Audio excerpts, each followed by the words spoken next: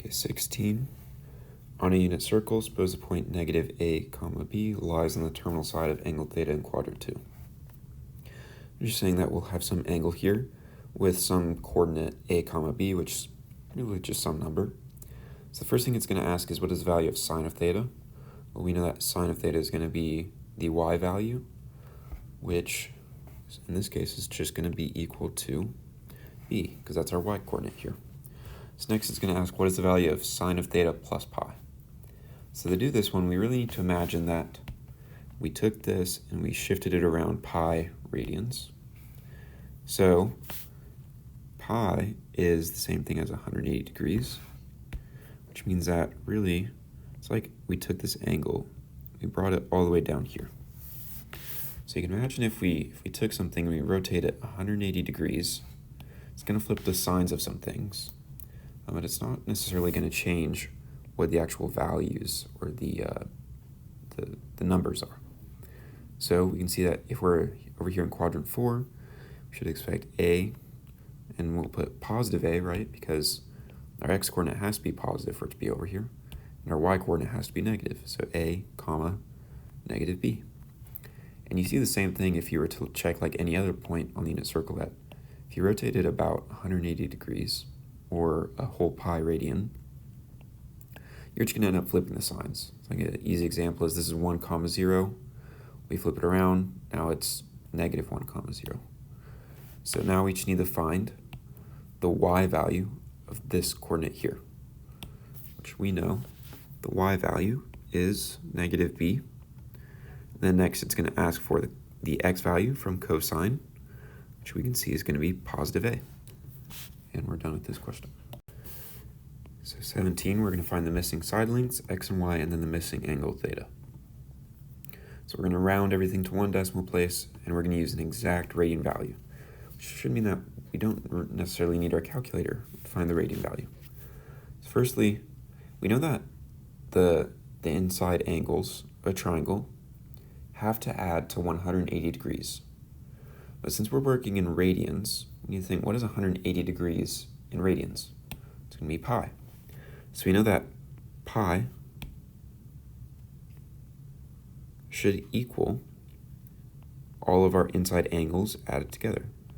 2 pi over 7 is one of them. And then this 90-degree angle is now going to be pi over 2 radians. So now we need to solve this for theta. So let's move everything to one side and say that theta is going to equal pi minus 2 pi over 7 minus pi over 2. So then we can go ahead and say theta is going to be equal to, so I want to put all of these under the same denominator. So generally, you can always just multiply your denominators together to figure out what you want. So 7 times 2, we're going to get 14 pi over 14 minus, so to get to 14, I'm going to have to multiply this one by 2. 4 pi over 14 minus, then multiply by 7 to get to 14 here. And we're done. So all of these have the same denominator, which means I can just add up all the numerators. So we can get that theta is going to equal 3 pi over 14. So this is our angle theta.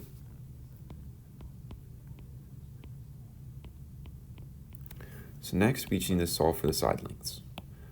And one thing I'll recommend is for solving the side lengths, we don't actually need to solve for this theta first. I think it'll be beneficial to just use the one that we know is correct, which is this 2 pi over 7 for solving the side lengths. Just in case if we made a mistake on this one and we used this side to solve for these other ones, we might make more mistakes. So it's just safer to go with the one that you know. So there's a couple ways that we can actually do this. The one that stands out to me is that sine of this angle is going to be the opposite side over the hypotenuse. If you wanted to, you'd use the tangent of this side. I don't really like tangent as much, so we'll do sine. So sine of 2 pi over 7 is going to be equal to our opposite side, which is 5.3, over our hypotenuse, which is y.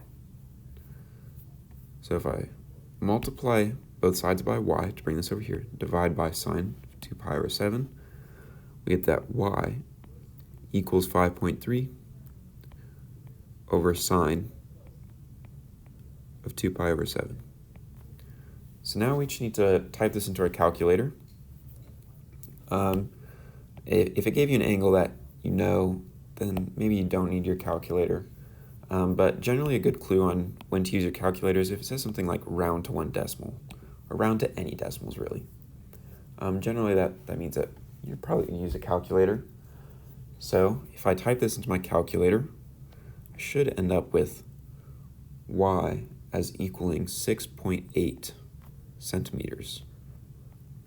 So now I'm just going to put 6.8 here. I just need to solve for x. And there's a couple ways that we can do it. Okay, we could use tan of this angle. It's going to be opposite over adjacent. We can use other stuff like cosine of this angle is going to be x over 6.8. If we really wanted to, you'd even use something like cosecant, but I don't really want to. So another way that we could go about this is just with Pythagorean's theorem. So we know Pythagorean's theorem is that x squared plus our other side, which is 5.3 squared, is going to equal 6.8 squared. And if we went ahead and solved this out for x, we should get that x is going to equal 4.2. You want to be careful with not rounding this too soon, or at least whenever you type this up to your calculator. And then we could also as well double check this with the safest answer, which would be to say that tangent of 2 pi over 7 is going to equal our opposite side, 5.3, over x. So x is going to equal 5.3 over tangent 2 pi over 7.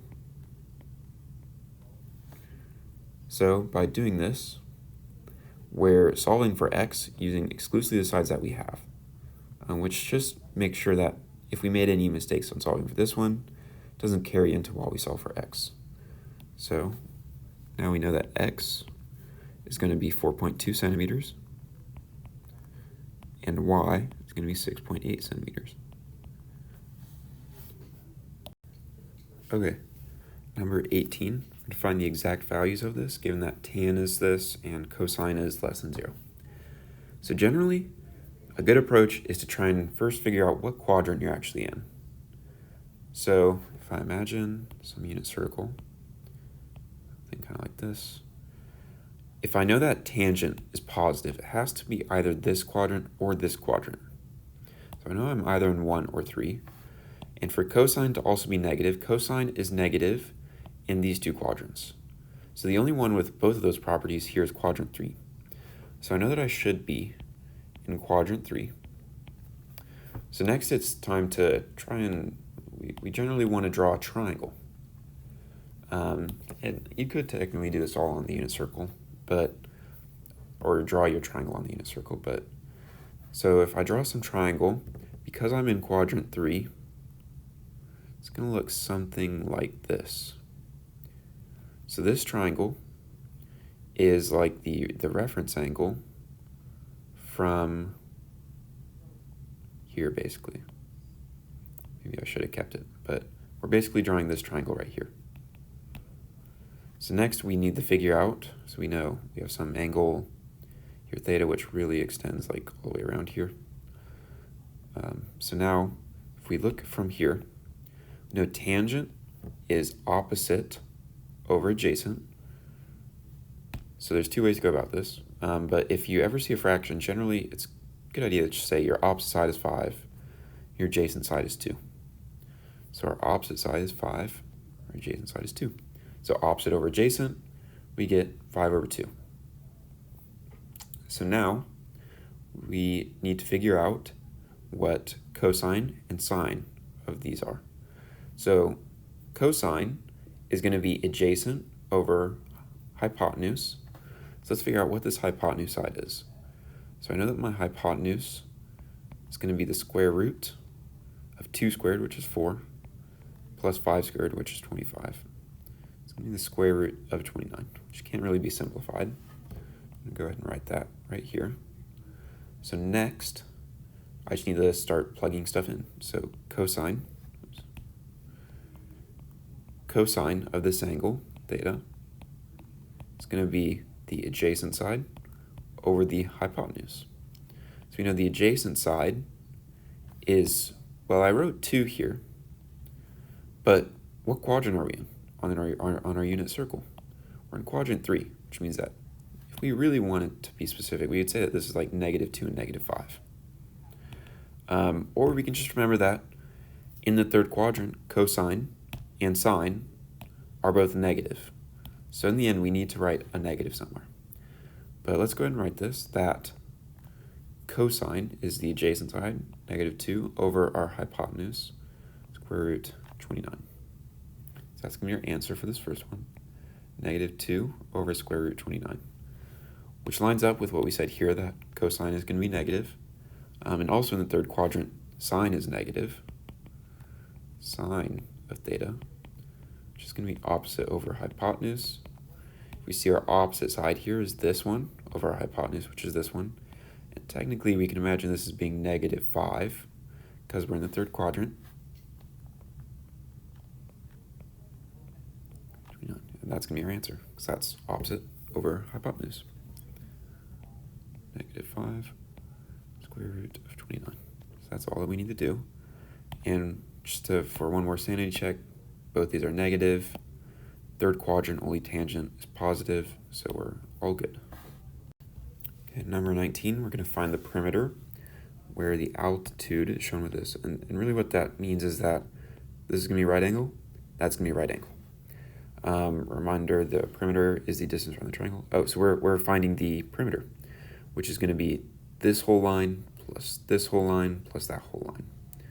So first thing that we want to look for is, because this is split apart like this, some places that we can start is maybe try and figure out what all these angles are. So I think we can start with this one here. I think that's a good one to know. So I know that all of the inside angles have to add to 180. So 180 has to equal my 90-degree angle from right here, plus my 28-degree angle, plus my unknown angle, we'll call theta. Now if I subtract this over, I'm going to get that this little theta here is going to be 62. So I'm going to label this angle here as 62 degrees. So now let's see what else we can do. So one thing that stands out to me is that I'm given these sides here, but I don't know that this is a right triangle right here, or a right angle, and we can see that it's not. 62 plus 35 is not a right angle. It kind of is close, but we can't really use our trig functions on this whole triangle. But if we have it broken up like this, then we are able to use a trig function on this little triangle right here, because this is a right angle, and same thing with this one.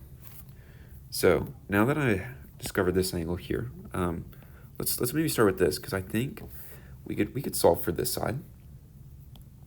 So the way I'm going to do that is with a trig function.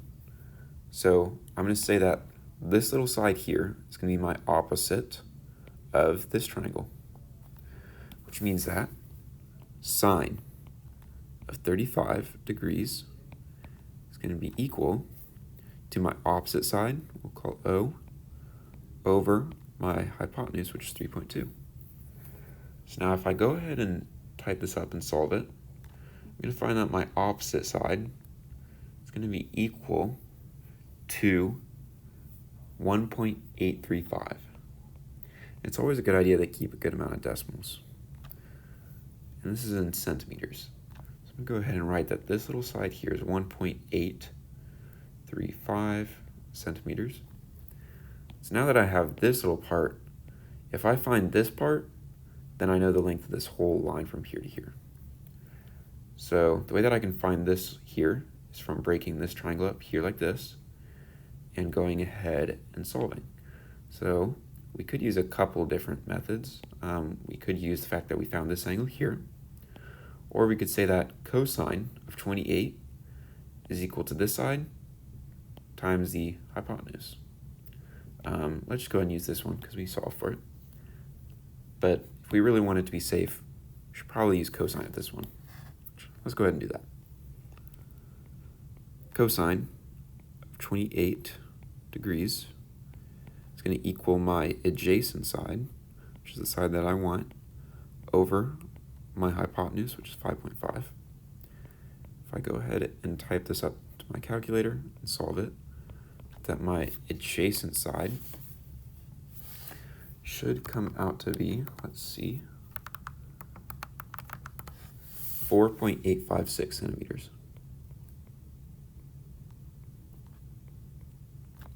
So now I know the length of this section here is 4.856 centimeters. So now if I wanted to solve for the perimeter, just add this line, plus this line, plus this line, which really, I do this one, plus this one, plus this one, and that one. So if I go ahead and add all these up, I'll have 5.5 plus 3.2 plus 4.856 plus 1.835. So all of these, if I add them together and round to one decimal place, it's going to be 15.4 centimeters. Okay, looking at question 20 here, a line passing through the through the origin and point P is equal to A and 10, or A10, forms the angle pi over 8 with the x-axis. Find the missing coordinate of P, round to one decimal. So one thing is we want to create our y and x-axis. Y, x. We're starting at the origin and going up to this point of A10, that's point P. And we're forming an angle here of pi over 8. Right, so one thing I'm going to draw it separate as a triangle. We know this is theta, which is at pi over 8, so I'm going to write pi over 8 instead of theta. Pi over 8. We know that this distance here is A, and this is 10. So we have an adjacent and an opposite side, so we're going to want to use our tangent.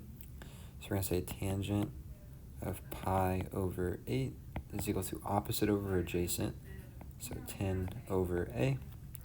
So we want to find for A, so we're going to multiply both sides by A. So we're going to have A tangent pi over 8 is equal to 10. Then divide both sides by tangent pi over 8 to get A by itself. So we're going to have A is equal to 10 over tangent pi over 8. Now we're just going to plug this into our calculator, making sure that we are in radians since we have a pi over 8. So I gotta make sure I change mine to radians real quick. And then 10 over tangent pi over 8. It's gonna give us 24.1421. I'm gonna round to one decimal place. So we're gonna say A is equal to 24.1. Okay, so looking at question 21, if t is an acute angle such that sine of t is equal to x over x plus 5 for a positive number x, find the values of the other 5 trigonometric functions of t in terms of x. So sine is opposite over hypotenuse. So we know here, this is a t, drawing a triangle. Our opposite is going to be our x, and our hypotenuse is going to be x plus 5. So we want to find this side right here. So what we can do to find that is our Pythagorean theorem. So for right now, I'm going to call this side, call it question mark, but I'm actually going to call it z for right now, for we can write it in the equation. So z squared plus x squared is going to be equal to x plus 5 squared, right? So that means that z is going to be equal to the square root of x plus 5 squared minus x squared. that comes from subtracting the x squared over and then square rooting both sides. And usually when we introduce a square root, we need to consider positive and negative values. But in this case, we don't have to consider that just because we only want positive values for what we're dealing with. So square root of x plus 5 squared minus x squared.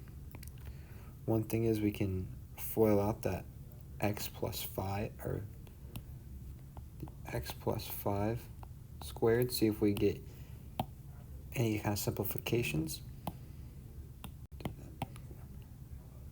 So if we do that, we're going to FOIL it out. We'll have x plus 5 times x plus 5. First term is going to be x squared. Then we're going to have plus 5x plus 5x plus 25. So plugging this into our equation, we're going to have x squared plus 10x plus 25 is equal to, or I'm sorry, minus x squared is what that z is equal to. Simplifying it some more, that side is going to be the square root of 10x plus 25. Right, so I'm just going to write this a little neater now by erasing this and saying, that was really bad, that this side is the square root of 10x plus 25. So now we know all of our sides, so we can go in and do each of our values. So cosine of t is going to be equal to adjacent over hypotenuse. So our adjacent is that 10x square root of 10x plus 25 over x plus 5. I don't know, I just blanked there for some reason. And then tangent of t is opposite over adjacent. So we're going to have x over square root of 10x plus 25. So now we have all those, right? We have our three main that we know. And then cosecant of t is equal to 1 over sine of t, right? So we know this is going to be hypotenuse over our opposite side. So in this case, we're going to have x plus 5 over x. And then secant of t is equal to 1 over cosine of t. So we're going to end up being left with that x plus 5 over the square root of 10x plus 25. And now our last one, cotangent of t is equal to 1 over tangent of t. So we're going to be left with square root of 10x plus 25 all over x. 22, Josie walked 100 feet away from the light pole. She then measured the angle of elevation from the ground at her feet to the light, found it to be 20 degrees. How tall was the light post? So we have some light pole here, and we walk away 100 feet. Try and find how tall this is. We have some angle of elevation here, and this is about 20 degrees. So we're just going to use a trig function here. We're looking for this side over here. We have this one. We can go ahead and use a tangent. So tangent of theta is going to be equal to the opposite side over the adjacent side. So tangent of 20 degrees is going to be equal to h over 100. So h equals 100 tan 20 degrees. So make sure your calculator is in degrees whenever you type this in. And you should get that h is going to equal 36.4, and our units are feet. Okay, 23. The angle of elevation from the bottom of building A to the top of angle B, or to the top of building B, is 43 degrees, and then vice versa, 23 degrees. Building A is 150 feet. How tall is building B? Round to 1 decimal. So this kind of looks kind of confusing and messy here. So I'm going to break this up into two different triangles to make it a little bit easier. So we have one triangle here. This measures 22 degrees, and our opposite side is 150 feet. And then we have some triangle and some distance between the two. We'll call it D. Then we have some other triangle, just a little bit taller. It is 43 degrees. And this one also has a base measurement of D. However, the height, or the opposite side, is unknown, so we'll call this H. So we can see that we're able to solve for this one. And then once we have this one, we can go ahead and plug it in right here. And then from there, solve for this one. So that's going to be kind of our guide. So we know that tangent of some angle is going to be opposite over adjacent. So tan of 22 degrees is going to equal our opposite side, which is 150, over our adjacent side, D. So D, or the distance between the two buildings, is equal to 150 over tan 22 degrees. So let's type this into our calculator.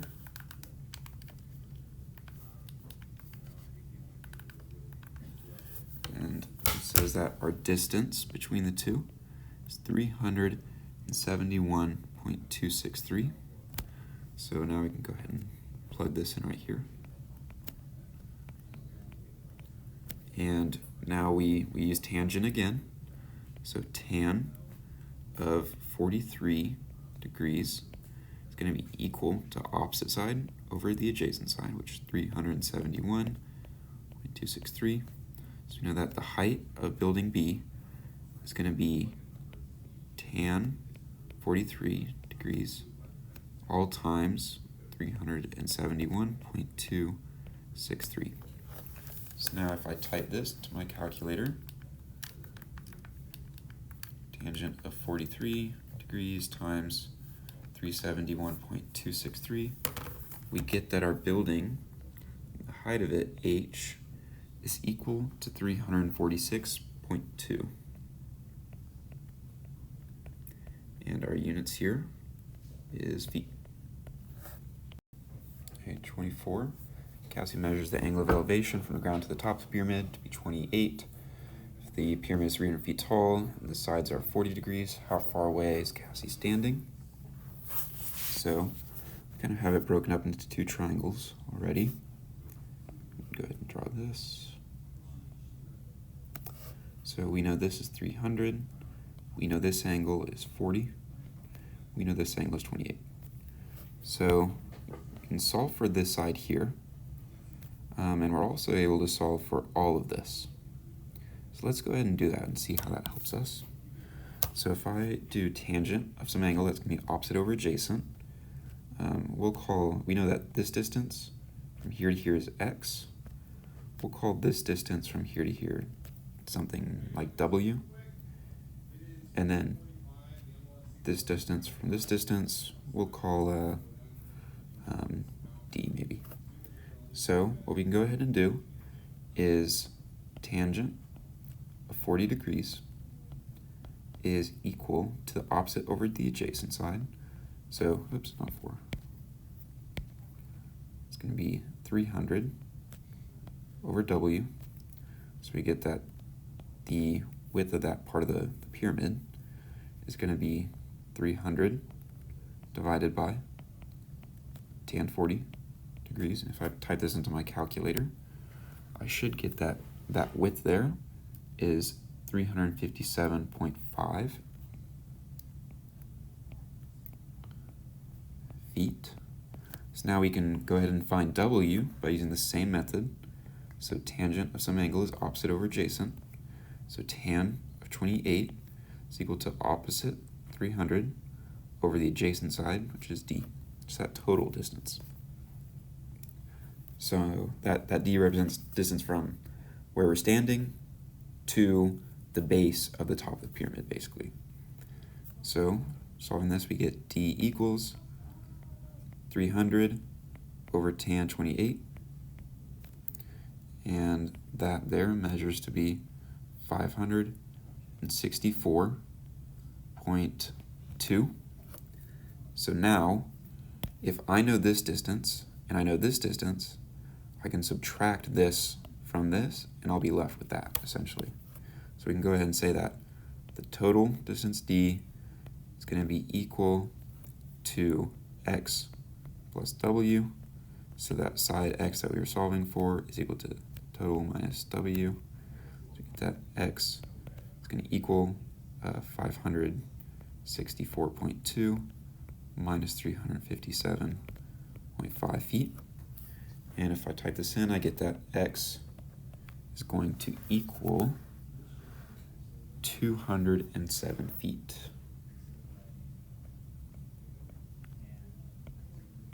So don't get too wrapped up in like labeling things as x and w and d. If you really need to, just remember that it's this side or this part of the triangle and this part of the triangle. You don't always have to label everything like that. But it's nice sometimes just to help keep track of what you're actually measuring, because otherwise you might forget what this 357 actually represents. Okay, number 25. We're going to determine the amplitude period, midline, and whether the graph has a x-axis reflection and or vertical shift, and write a possible equation for the graph. So firstly, on a lot of these, we're going to assume that whenever this was drawn, there was no phase shifting from left to right, just because that makes some of these easier to follow. So the amplitude, firstly, is we're going to look at how far up and down we go. Or another way is to take the height at the peak, the height at the minimum, and take that difference between the two and divide it by 2. This one is pretty easy to see that we go from 1 up to 3, or from 1 down to -1, which corresponds to, we're just adding or subtracting 2 from that value, so our amplitude is 2. And our x-axis reflection, that is whether or not we've been flipped over the x-axis. So you can imagine if we were right here at we're at this point here, just a normal sine graph normally goes straight up like this. We can see here that at 0 we're going downwards. So that indicates that we've been reflected over the x-axis. Our period, so how far it takes for us to reach this point again, well, right here. We have the same point going downwards, so it took us 2 pi distance for the period, how long it takes for it to repeat. The midline, y equals, well, we kind of saw it here, but we can see the midline is just same thing as really as finding that distance between the two. The midline is going to be y equals 1, where we see that right here. It's perfectly in the middle, y equals 1. And I suppose a more algebraic way is to say take your peak and add on your minimum value divided by 2. This is going to be plus 2 or 2 equals 1. So that's going to be kind of like a way to find your midline value. And if you were to do the difference between the two, 3 minus 1 over 2 equals 4 over 2, that gives you your amplitude. There's kind of ways of thinking about it if you can't necessarily just look at the graph and tell. A vertical shift, well, we normally start at 0, 0 for sine, but here we're starting at 1, which means that there's a vertical shift of 1 up. Okay, so now we just put all this together. So we're going to say, oops, well, there has y there. So you start with your outer part, this amplitude. So we're going to say that because there was an x-axis reflection, it's going to be negative. Amplitude is 2, goes right there. We used a sine graph. Our period didn't really change from a normal sine graph, and there was no phase shifting, so we're just going to put x in the middle. And then we were shifted 1 unit upwards, so we just say plus 1. And then that's all we have to do. Okay, moving on to number 26. For the function f of x equals negative 4.2 sine of x plus 1.1, find the amplitude, midline, domain, and range. So in this one, we have the form a sine of x. There could be a possible b here plus c. So our a in this case is our amplitude, and our c in this case is our midline. So if we look at the function that we were given, we can see here that a will equal negative 4.2, which is our amplitude, and then our midline, which will be the number here, which is c, which will be 1.1. So if we think about plugging in numbers for x, we know that when we look at the unit circle, we have to where if we could plug in any number around the unit circle for sine, and we will always get a defined function for sine, versus like if we plugged in some type of tangent, we could get an undefined for tangent, just because when we're putting sine over cosine, there somehow could be a 0. So when we do this, we know that the domain will go from negative infinity to infinity because there's no number that we can plug in for sine that will give us an undefined number. Now let's think about range. So if we were drawing a sine function, the highest it could go and then the lowest it could go. So if we think about the unit circle, the highest we have here is pi over 2 and the lowest is 3 pi over 2. So let's think about the top part of our function. So if we were putting in here sine of 3 pi over 2, so sine of 3 pi over 2 will be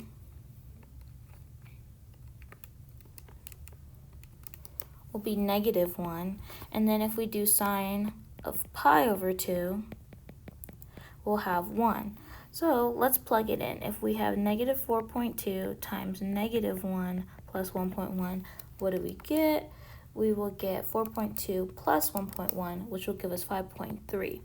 This should be the top part of our function because this is where sine of pi over 2 is, up here. So the bottom we see of sine will be down here, so it will be -4.2 times a +1 plus 1.1. This will give us a -3.1. Now, if we think about it, will these be included or not included? We will include these, so we will give these brackets, because if we plug in these numbers, we will get numbers for them. So if I put in, we have -3.1, and this will go to 5.3, and those will be included with brackets. Now you guys can now head over to our part 3 of this exam review, where we can give you more content and prepare you for the exam.